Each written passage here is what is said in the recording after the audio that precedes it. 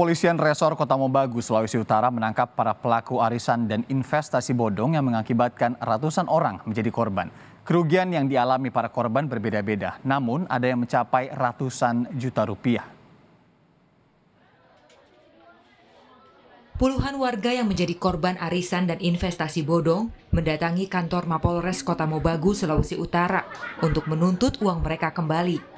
Tuntutan ini terus didesak oleh para korban setelah pemilik dan pengelola arisan dan investasi bodong berhasil ditangkap oleh Kepolisian Resor Kota Mobagu.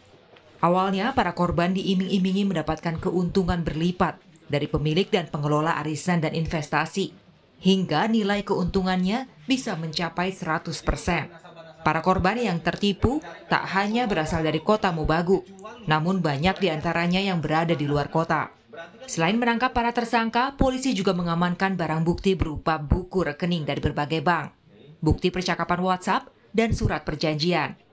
Dari hasil penyelidikan polisi, sebanyak 35 orang pengelola arisan dan investasi masih terus didalami keterangannya. Sedangkan 3 orang lainnya telah ditetapkan sebagai tersangka, yakni pemilik dan 2 lainnya bertindak sebagai admin investasi dan arisan. Dari pengakuan para tersangka, arisan dan investasi bodong ini dimulai sejak tahun 2020 hingga bulan Mei 2022. Dan jumlah anggota arisan telah mencapai ratusan orang. Adalah ratusan orang yang sudah masuk dalam usaha yang bersangkutan arisan online ini. Bahkan kalau banyak yang melapor akan kelihatan sekali besar kerugian yang dialami oleh para korban bisa mencapai angka miliaran rupiah. Sejauh ini yang diperiksa sudah berapa banyak, Bang?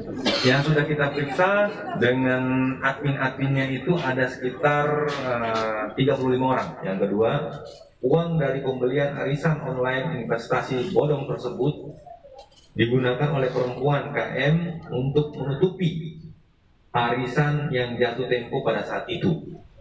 Dan selebihnya hasilnya digunakan untuk keperluan sehari-hari. Menurut polisi, para korban awalnya enggan melapor ke pihak kepolisian karena khawatir uang mereka tidak akan kembali. Sehingga atas kasus ini, polisi baru menerima laporan dari 6 orang warga yang menjadi korban dengan total kerugian 200 juta rupiah.